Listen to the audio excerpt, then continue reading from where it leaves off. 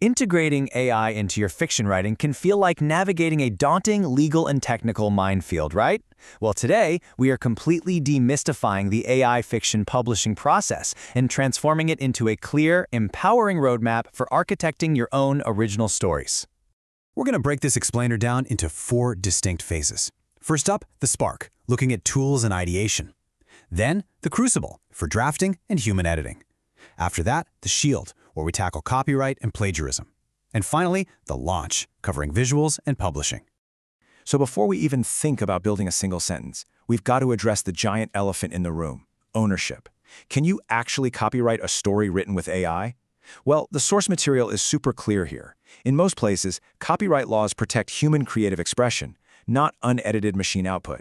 If a story is generated entirely by AI with zero human input, it likely won't qualify for protection.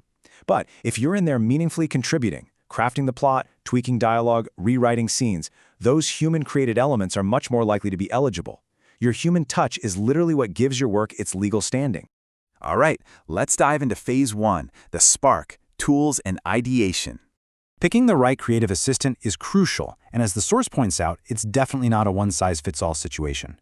For general brainstorming and outlining, your heavyweights like ChatGPT, Claude, and Gemini are fantastic.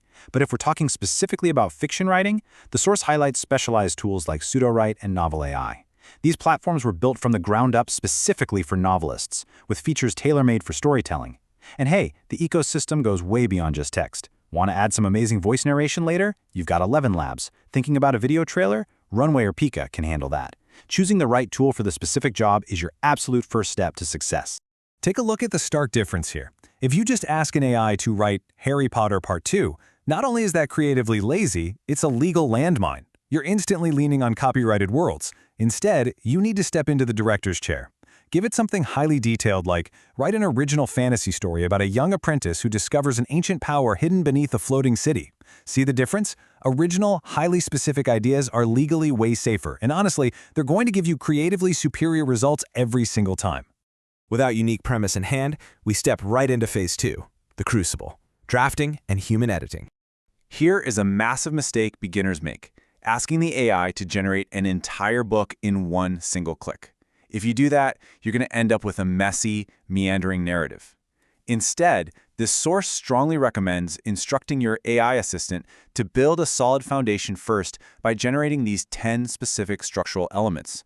You want to figure out the title, your protagonist, the central conflict, the climax, and even the moral of the story before you draft a single chapter.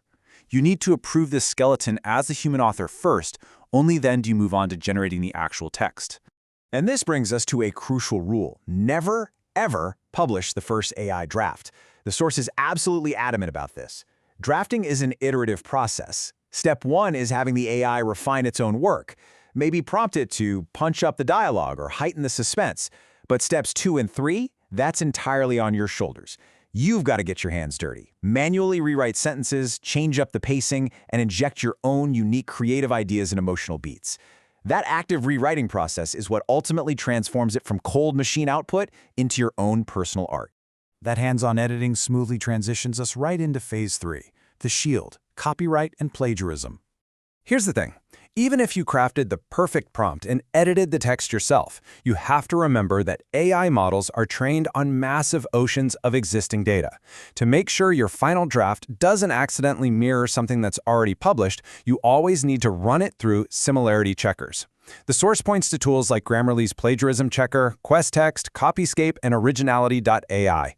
Originality.ai is especially popular with modern publishers right now.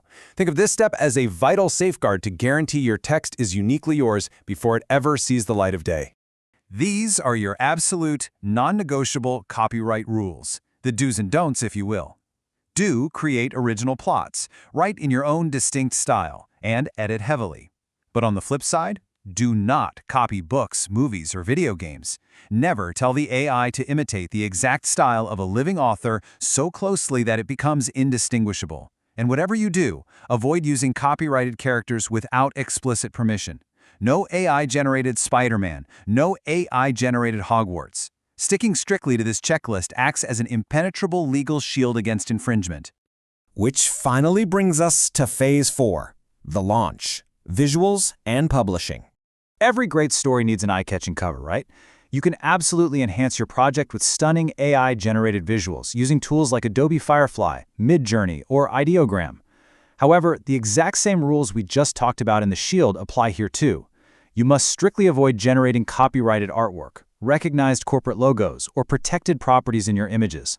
But as long as your visual prompts are just as original as your story prompts, you are totally good to go.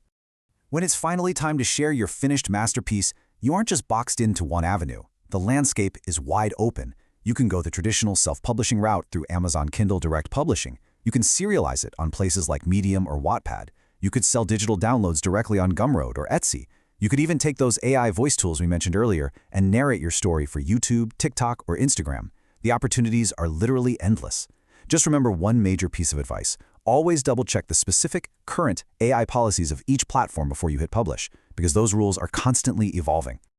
As we wrap up this explainer, if there is one single takeaway you burn into your memory today, it's this quote directly from the source. The best practice is to use AI as a creative assistant, not as the sole author. This isn't just about covering your bases legally, although it definitely helps with that. It's really about the quality of your work. Treating AI as an assistant ensures you remain the lead architect, which results in storytelling that is rich, original, and deeply human. So you now understand the legal landscape. The tools are ready and waiting at your fingertips, and the step-by-step workflow, from that very first spark of an idea to your final launch, is perfectly clear. That leaves you with just one really exciting decision to make. Now that you have the blueprint, what original story are you going to architect first? Get out there, start building, and we'll see you in the next explainer.